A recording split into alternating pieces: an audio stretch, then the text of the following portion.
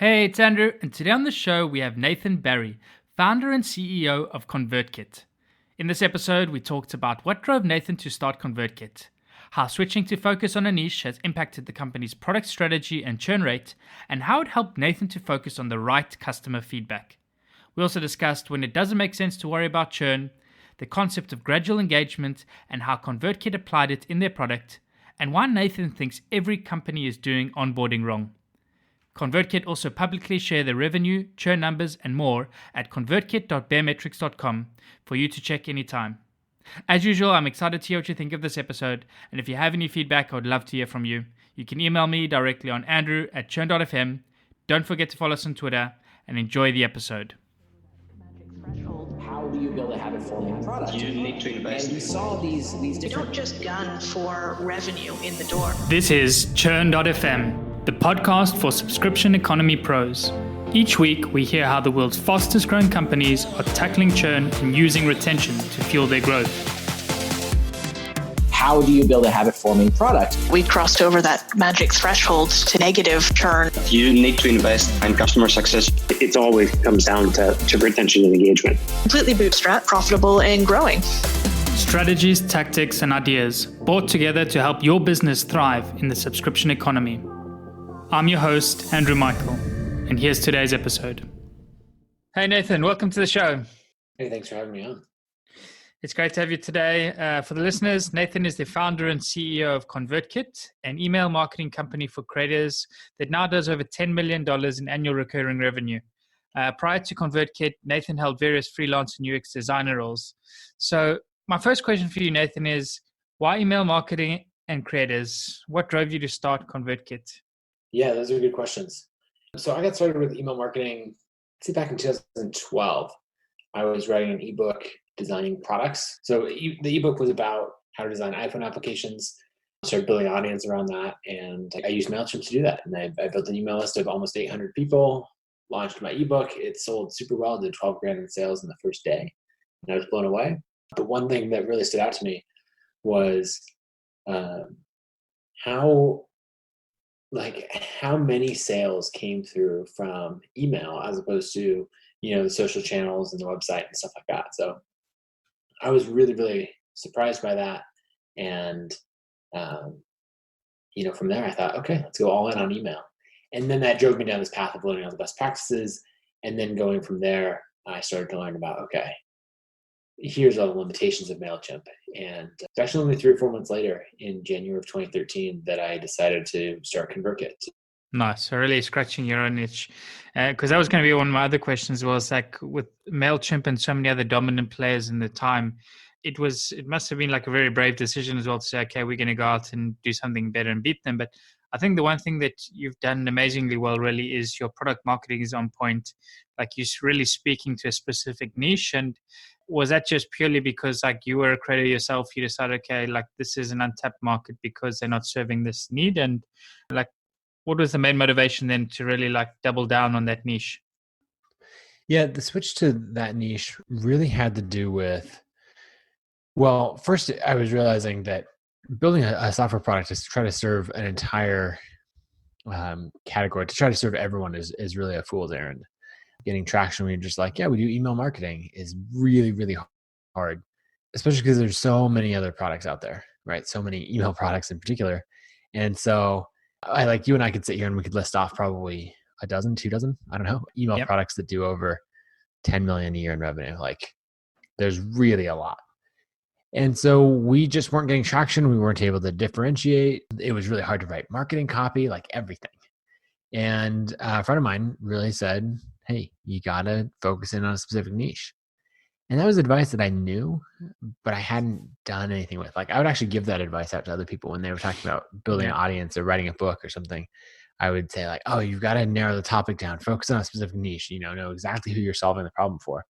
Yeah. So with that, I ended up, once I started taking that advice, everything got easier. So it took us 2 years to get to 2,000 a month in revenue. And then after implementing that change, 6 months later, we were at 15,000 a month in revenue. And 6 months after that, we were at 100,000 a month. So there was a lot that went into that. Obviously you can't just like pick a niche and then, you have a 1 million ARR business, but it played a huge role to go all in on. Well, First, it was professional bloggers, and then we eventually broadened that to include all creators. cool. I want to go deeper on this then as well, because definitely it is something that you hear about so often. People hear the advice always. And I think for founders, it's always sort of like a little bit of nervous feeling. It's like, what if you pick the wrong niche? Like, why am I narrowing my market? And you have all these negative connotations when you go to it, but time and time again, you hear this advice, like pick a niche, focus, double down, and you'll see results. And obviously listening to you now as well, there's proof in the pudding. So what was the process like when you went to go down and pick a specific niche? Like you picked bloggers to begin with, you said, and then you really realized at the end it was creators. But how did you go about deciding that? What was sort of the research that went into it?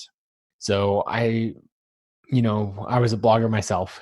I lived in the space. And so I tried to think of, okay, let's just go to specific people, and I can actually still list them today. It would be people like Chris Guillebeau, who's an author and blogger. I really thought of him as an author. Someone else is a guy named Joel Runyon, who ran a popular fitness and paleo recipe blog site. I'm trying to think who else, but there's a decent number of authors in particular who had these, blogs, online businesses, and then wrote and sold books as well. And I said, okay, that's ConvertKit's ideal customer. They know the value of email. Well, let's try to get more of those. So then I chose email marketing for authors as our market and just ran with that. Changed the headline. I don't know what it was before, but I changed it to email marketing for authors. And then a couple things happened right away. One, the sales copy on the marketing site became so much easier to write because all the examples could just be author focused. It was remarkable. Like, it was unlocking a copywriting superpower, because it was just like, oh man, it all just flows easily instead of trying to like broadly write for all different kinds of creators. Yeah. The next thing that I did, or that happened, was it was really easy to find people to promote. So we would end up with all these different, I could just partner with people who had an audience of authors and say, hey, let me teach all the authors in your community how to do email marketing. And as part of it, maybe some of them will end up signing up for ConvertKit. And people will, compared to the attention I was getting before, people were lining up to promote ConvertKit and to, have me come talk to their communities. So that was really impressive. But then the third thing that was less fortunate is about a month and a half into this, I realized that the people we were attracting were total beginners. They were the ones, not like when I said author, I was thinking like, oh, someone, has a really successful book. They're either on the New York Times list or they're aiming for it or something like that. And really what we ended up attracting was a lot of people who, their dream was someday to self-publish a book on the Kindle store. And, they still had to build their writing habit, and writing is really hard, and, and they didn't have a lot of money to dedicate to the hobby. And so then they would sign up for an account and then cancel after a month or two. And so I started to think, okay, I thought authors was the best term, but maybe it's not. And I started digging more, and that's when I came to professional bloggers. So saying it's for serious people, right? Putting the professional in there. But then anyone who's not a professional blogger, they aspire to be. So why not get the tools that the professionals are using? So that was kind of that shift. There were plenty of people who said like, oh, I'm not a blogger, I'm a podcaster.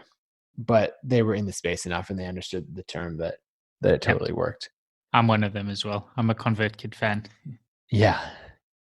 Yeah. And so we've got, a lot of people in that space who, if you're a podcaster, you understand blogging as well. And so you're like, generally people were like, great, if it works for bloggers, it'll work for me. Yeah. And in there, the other thing that made a big difference is we started doing direct sales. So I would reach out to specific bloggers, try to get them on board. I'd carve out a specific niche for like men's fashion bloggers, paleo recipe bloggers, things like that, to try to really go after a niche that we already had a little bit of traction, and then get, 4 or 5 or 10 other customers in that niche. And that paid off really well. And then later on, we broadened to creators because we were starting to get musicians and artists and filmmakers and chefs and, and it's like, okay, creators is all encompassing. And then you don't have to do that like, but I'm a podcaster, not a blogger sort of dance. It's like, we're all creators, but we're all still so different from like the real estate small business or the cupcake shop or whatever else. Exactly. I think also one thing it helped you as well with, and I think it's excellent that you use is sort of the social proof and ambassadors that you have. So you've managed as well, like as a result of doubling down and having a really specific focus and niche, to be able to find some really big and influential people in the space to help promote your product as well. And sort of, I think, to be honest, if I remember the first time I came across ConvertKit, might have even been either from Pat Flynn or actually another fellow podcaster, Louis Grenier, like one or two of them, I think. One or two of those places I heard about it, but it was just really good to see sort of like how well you're using the influencers in the space, and having your focus. I guess it allowed you really to pick the right ones as well. Yeah, that played a huge role. So Pat was an early influencer for us, and he got us a ton of customers. And then like that would be one example, and then another would be, now they're good friends of mine, Seth and Katie, who run Wellness Mama, which is a massive health and wellness blog. They came on and they actually signed up for ConvertKit the same day Pat did, in July 2015. And they both moved over giant lists, and it was a fun day. I think our MRR went from 10,000 a month to 15,000 a month in that single day. But then, they were influencers and promoting as well once they got set up and going. So you ended up with, still within the blogger, podcaster sort of community, Pat really promoting and talking about ConvertKit to his audience, and then Seth and Katie to their audience. And then just as more people came on, it got a lot of traction. So creators and bloggers ended up being a great market because, like, I don't know, let's say we're just doing business at the local chamber of commerce and serving small businesses. Yeah. If I love your product, I might tell like 2 or 3 friends who also run businesses, and it could be a good fit for. Yeah. But in this case, like bloggers like Pat and others, when they love ConvertKit, they're like, great, let me just tell 10,000 of my closest friends. No big deal. And so even in the case, like there's just a lot of traction there. And then you get a little powered by ConvertKit that shows up at the bottom of some opt-in forms and emails, and it just really goes a long ways. Absolutely. And then how did this sort of switch and focus like influence your product strategy as well? Was there any influence from that side as well? Well, so the first thing is going after bloggers or creators. I knew who I could listen to feedback from and who I could ignore. As you get those first customers, people are like, oh man, if you built this feature, then you'd unlock so much growth. And if that was coming from a creator and it was, a creator focused feature, then I'd really listen and think about it. But if it was coming from someone who was doing direct marketing or ran a sales team and wanted an integration with, Salesforce or something like that, then I'd think hard about it and go, I don't think this is the right fit. So that's kind of where, like, the way that I think about it is it lets you know, okay, this is where I'm going. This is who I'm serving long term. And then you can filter all of your product feedback through that. Yeah, absolutely. And like really knowing what weight to give feedback as well. Because I think that's one of the biggest challenges a lot of times is you receive so much feedback, and people I think struggle, like specifically not having a niche, of knowing what feedback's important and what not. So at this point as well, like before you started to double down on the niche and have a clear focus, from one end you said sort of like growth was struggling at that point, and then this sort of unlocked new growth for you. Did you see a difference in terms of the retention of customers once you really had that focus and had doubled down on the niche? Was there any sort of positive effect on that side as well? I think there but the numbers at that point were so small that calculating percentage churn when you're at 5,000 in MRR doesn't really You're just make getting sense. Noise. Yeah. Yeah. And then it can swing wildly. And actually we even still face this today. Like if a $2,000 a month customer cancels or, something like that, revenue churn will spike like, 0.4%. And you're like, okay, that's annoying, Yeah. So you have to be careful and look at just these things over a large aggregate. I would say that everything did trend down overall, but I don't know that it was that huge of a difference. I think you make a valid point as well. And I think this is often like early stage is not to get too lost in the numbers as well, because they can have a very, very big variance if one of your biggest customers leaves, and then automatically you'd see a spike in churn. So it's also like, I think this is something to talk about a lot on the podcast, but it's really good to have a good grasp and good understanding of the metrics early on. But when it comes to sort of understanding and engaging the product, you also need to have that balance between qualitative feedback and quantitative data, because sometimes you just get too much noise with the data.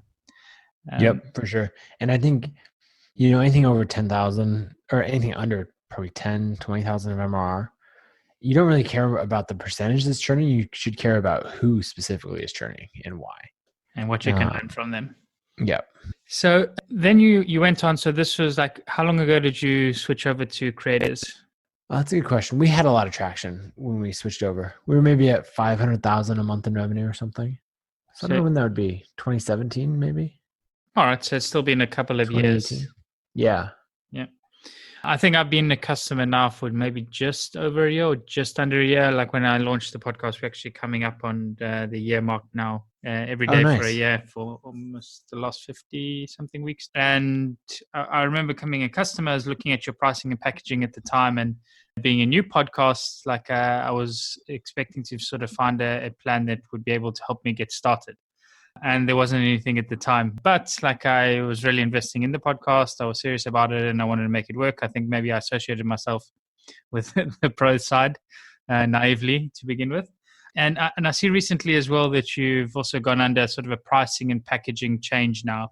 Can you talk us through that change a bit? Sort of what motivated it? What was the thought process behind it? Yeah. So first I'm trying to think where I should start. Start with the thought process or start with the change. Maybe on the thought process side, a few trends that we're noticing in our business is focusing on, I guess, a couple things. Churn is relatively high. So hovering around say 4.5% to 5% user churn and just slightly lower on the revenue churn side. That's per month. And that's just churn as it's calculated by barometrics. So there's nothing fancy in there. Sometimes when you hear people talk about churn, they're like, oh, we don't count anything in the first 90 days. First it's 90 days, most churn is.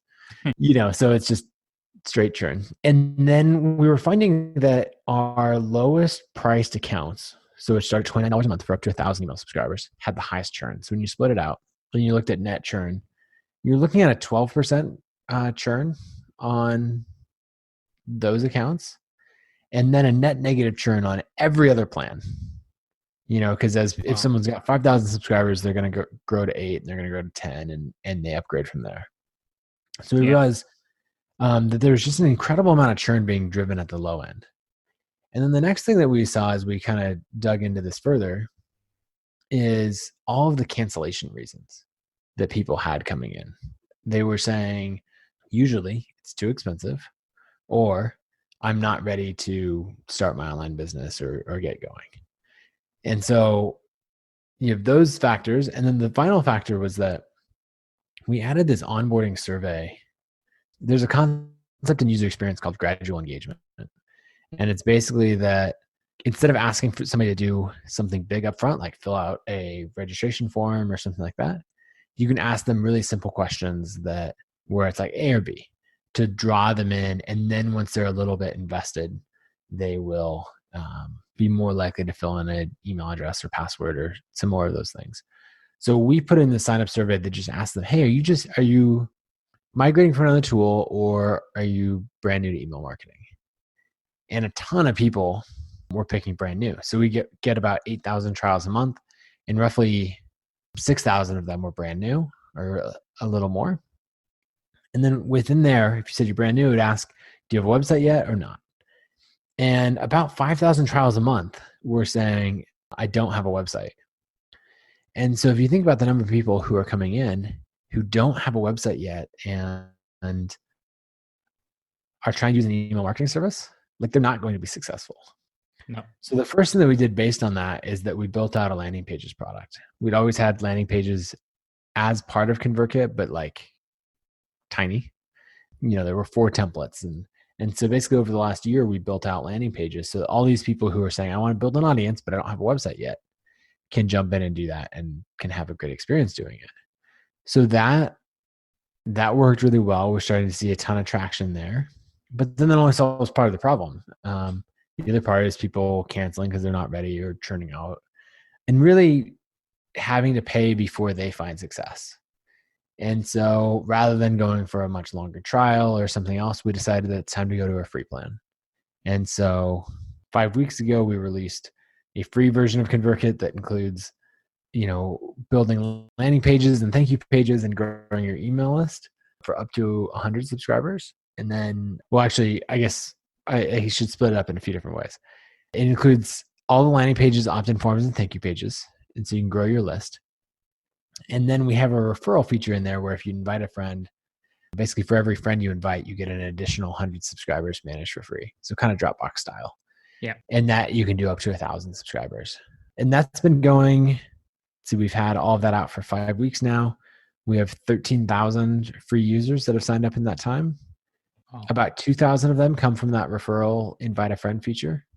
And we're just kind of like, that's our initial first take at it. But overall, it's going well. And we expect, a big change that we expect right away is for churn to drop, because all these people before who were signing up, trying it, and then canceling and showing up in our churn numbers are now just going to be on free and stay on free until they find value. So churn should go through the floor, but we'll see if new revenue goes to the floor to match, because that obviously wouldn't be good. Yeah. And I think that's probably to be expected as well, that you see this dip in revenue, considering that you had so many paying you before. But I think one of the things as well that's often overlooked as well in these cases is that's short-term gains, the revenue there. But if you have these customers with you, they grow with you, and then you have expansion and they end up sticking with you, sort of looking at sort of the long-term effects on being able to retain more freemium users, and then being able to, as you've so effectively done now already with the referral program, like these interests compound with the retention and the referral mechanism and word of mouth, like eventually really driving it. I think you can afford to have some short-term losses to like gain some long-term gains as well. Yeah. And just for anyone considering going to freemium, like a big concern for us, and what I wish I could have found more information online about, is like what happens to those existing users who now qualify for the free plan, and like how many are going to downgrade. So we actually did all the math.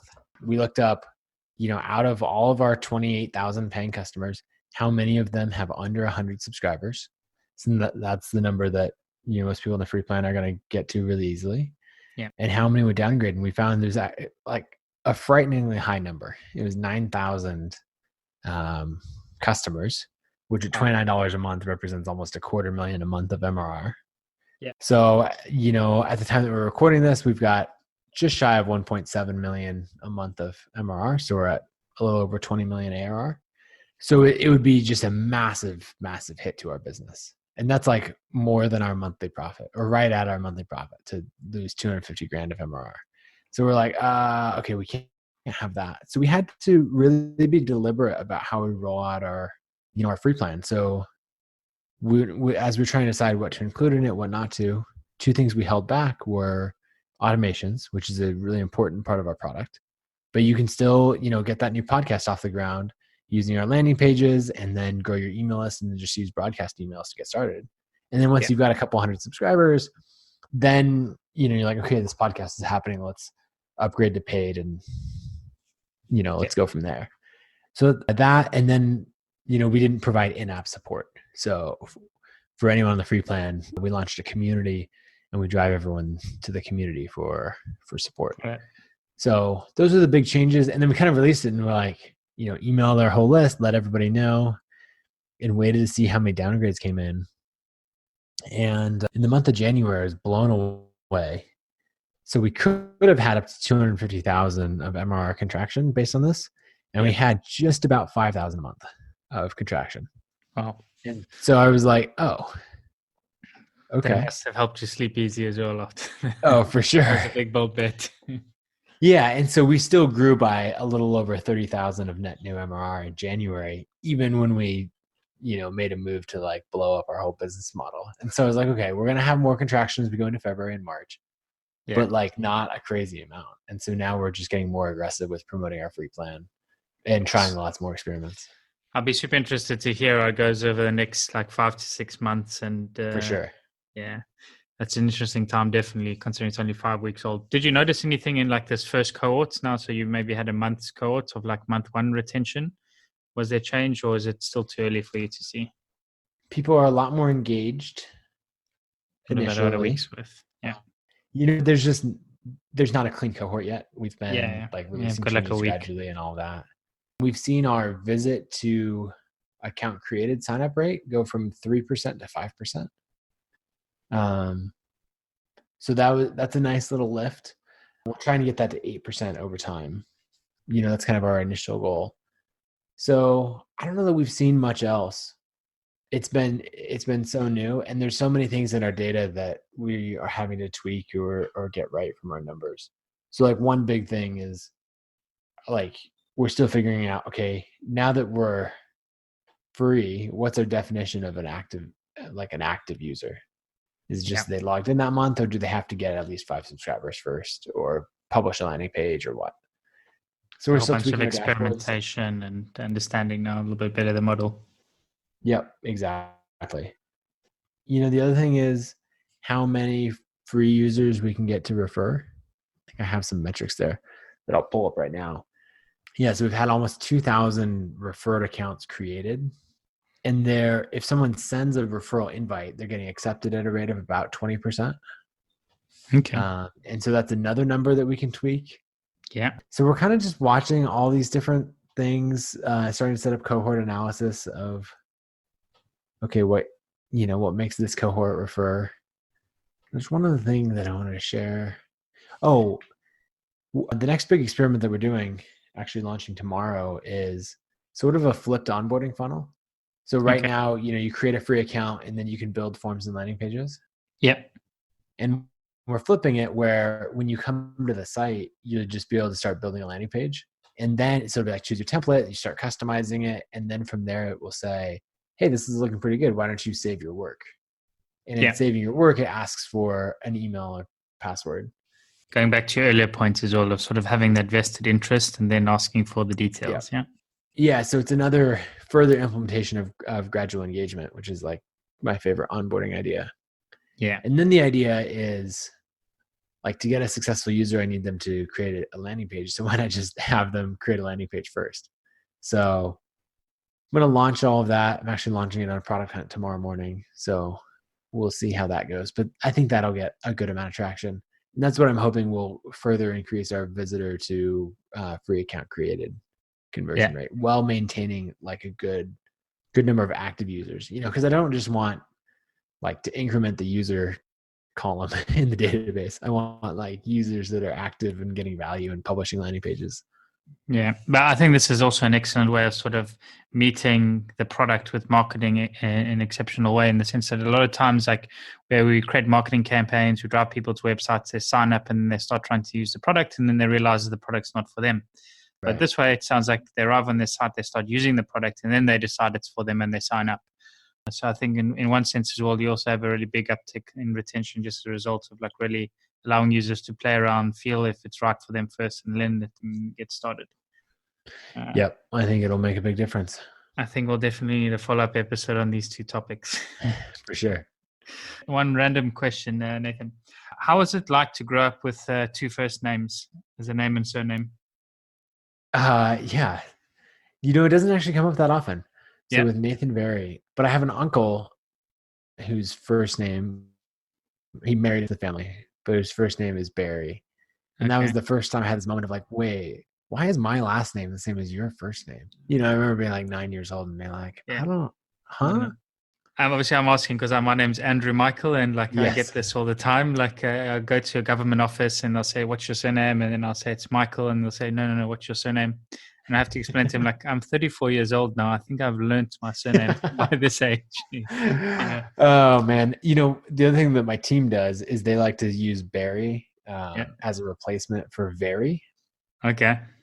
And so they're like, oh, that's a very good design. Or that's, actually, my car. I don't know, a year and a half or so ago, I got a Tesla Model S, and my COO came to visit at one point because we're a remote company. I'm in Boise, Idaho. He's in Portland, Oregon. And he came to visit. He was driving the car for some reason. And I get in after him. And I realized he's renamed the car Very Good Tesla. And it's now a year and a half later. And it's still the same. Its name. Yeah. Nice. Well, going back to the topic of the show then, something I ask every guest that joins, and I'd love to get your input on it as well, is let's imagine a hypothetical scenario now that you've joined a new company and you arrive at the company and churn and retention is not doing great. And you've been tasked by the CEO of this company to try and help turn things around. And you've been given 90 days to try and like get some results for the company. What would you be doing in those first 90 days to try and turn things around for them? Yeah, I would start with conversations with users, both the users that we say, we've decided are most successful, and those that are churned. And I'd separate them and the churned users into two different cohorts. One, the active churned users. So they found value with the product. In our case, it'd be like, they added our forms to their website and they imported subscribers and they were really using the product and they churned, so why is that? And then the other one is they signed up and started paying, but honestly, they never onboarded. And I think you do a huge disservice when you lump those two groups of people into a single number, because it's so messy and confusing and all of that. So one will tell you if your product's not very good and like competition is stealing all your best users. And then the other will tell you if your onboarding and your product, but largely your onboarding and activation is not very good and you're just not getting people onboarded. Because if it's the second one, then I would start by putting someone specifically on it where it's just like, great, it depends on the size of the business and all that, but just onboard every single user yourself. I say, great, schedule a call. We'll set you up right now. I mean, that's what we did. We migrated every user from MailChimp or Aweber or Infusionsoft and built out their funnels for them and did it all on calls. And turns out human activation like that works pretty well. Yeah. And it's an excellent way to then figure out what scales or what you need to try and scale and then go from there. Yep. Yeah, it's definitely an interesting aspect. I think also that you mentioned like making sure that you group them into different buckets is also critical. Like understanding, like you say, what is part of like the product's fault and maybe the competition having a better product, but then also like having a clear understanding of what percentage of a churn is coming just from bad onboarding. I think is key because this is something that comes up a lot in the show, that obviously onboarding is one of the biggest areas and biggest opportunities, but what you've just sort of explained now is a way as well to try and understand what percentage is coming from bad onboarding. So right. I like that a lot. Yeah. So I have a thought on onboarding that I want to come back to, but really quick, in the way that we sort out churn between user churn and revenue churn, and it tells us different things, I think as an industry, we should be separating out, I don't know what to call it, active churn versus dead weight churn, or, but I would like to see that separated. And then I'd like to see those buckets so it's almost a quadrant of 4 ways, where on our left axis, we've got, the two options are active or inactive customers, or active versus never onboarded customers, never found value. And then, on the bottom axis, it would be, user churn and revenue churn. So you can see how that breaks out now into 4 buckets. Yeah. I think this makes a lot of sense as well, definitely, in the sense also that I think one question that was posed early on in the podcast show, I think it was actually Andres Perd from Outfunnel. He was interested to find out what percentage of SaaS businesses active subscriptions are dormant. Oh, it's a lot. And it's a lot, yes. And I think like what you're saying as well is like having a measure of this as well is also really interesting to understand, okay, of the customers that churned, how many of them were actually dormant customers, and just sort of like, at the moment, I think we're classified as delinquent churn when the credit card eventually expires or whatnot. But I'm pretty sure a lot before it could be to do with what you're saying is like never having onboarded correctly, not ever being activated, and just end up just signing up for something and forgetting about it, and just like eventually something happened that was out of your control and they ended up churning that. Yeah, or they just decide, I'm not gonna, like, they see it on the credit card bill and they're like, I haven't thought about ConvertKit in 3 months. All right, I should just cancel it, And so it's not technically delinquent churn at that point, but they never got value. They never got value. And that's so different than the person who's like using ConvertKit for their blog every day, and they're like, I'm going to switch to MailChimp, or I'm going to do something else. Absolutely. And you shouldn't bucket those together. Okay, onboarding, thoughts here. I think everyone does onboarding wrong. When people talk about onboarding, they say, okay, here you are, you're the new head of onboarding, you got brought in to solve this activation problem. Everybody's not getting accounts set up and they're churning out because of it. Everyone's going around saying, okay, what in-app action can I do? Let's do tooltips. Let's do a product tour. Like, let's tweak the emails. And I think it's largely a waste of time. Yep. I think instead you should reevaluate. Maybe this is harsh, but it's what we did. You should reevaluate your entire product. at least the first whole section that people interact with. So we spent a ton of time in our product adding tool tips and checklists and guided product tours and improving our videos and stuff like that. And it all helped, but it didn't make a huge difference. But then what we did is all the changes that I just talked about of saying, okay, we're going to scrap the entire sign-up flow. Forget it. I don't even want your email address until you've already successfully built a landing page. We're going to flip that entire funnel and start from scratch. And then, on our marketing site, we're actually going to have, now we have 3 or 4 different flows. So depending on if you're migrating from another tool or if you're starting from scratch, it sends you down these different paths.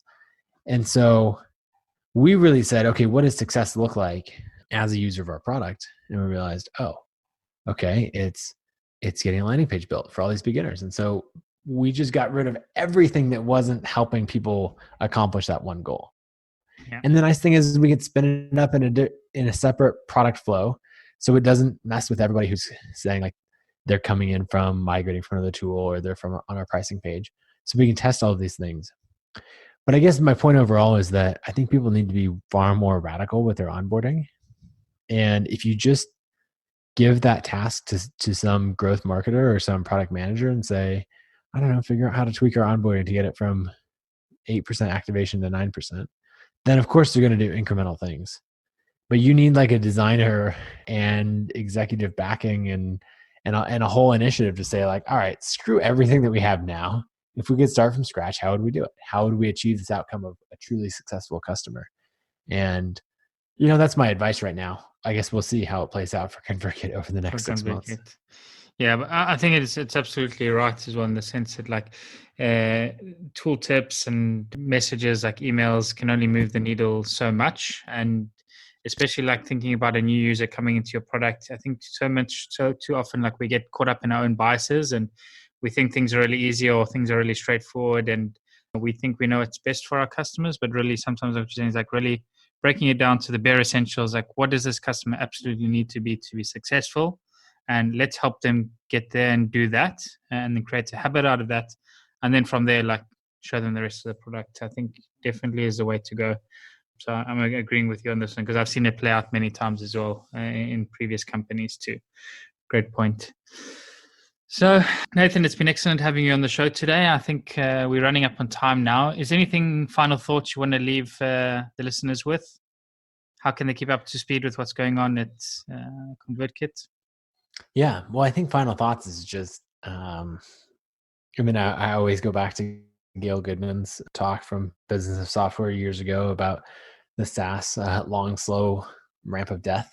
And basically just that reminder that SaaS takes forever. And so even as all these changes, you're like not making progress on churn or whatever else, like keep in mind, keep at it, talk to more users, and it's just going to take a long time. But the nice thing is you've got recurring revenue. It's worth it. The business is going to be highly valued. So like keep chipping away at the problem. Just don't let yourself get totally discouraged in the meantime. I'd say how to follow me. I write a lot on my blog at nathanberry.com, and the whole ConvertKit story and all the way along is there. If you want to follow along with our metrics and see, like, can we actually move the needle on churn? What is churn sitting at today? I'm going to look. But if you go to convertkit.bearmetrics.com, that's all there, updated in real time. You can see our MRR and everything else. Revenue churn is currently sitting at 4.8%. So that's high. We'll see how the next 6 months go, trying to drop that down. And then Twitter. I'm always on Twitter at Nathan Berry. Those would be the places to follow me. And then if you want to use ConvertKit, I think that would be awesome. And you can now sign up for free at convertkit.com. Yeah, I definitely recommend that. Like I said, I've been using it for over a year now and super happy with the service. So, well, it's been a pleasure having you today, Nathan, and I wish you best of luck now. Probably, like I said, I'd love to have you back in the next 6 to 8 months as well to hear how these next 2 experiments go with your freemium and the update as well to the onboarding. So good luck going forward. Thanks for having me. Thanks.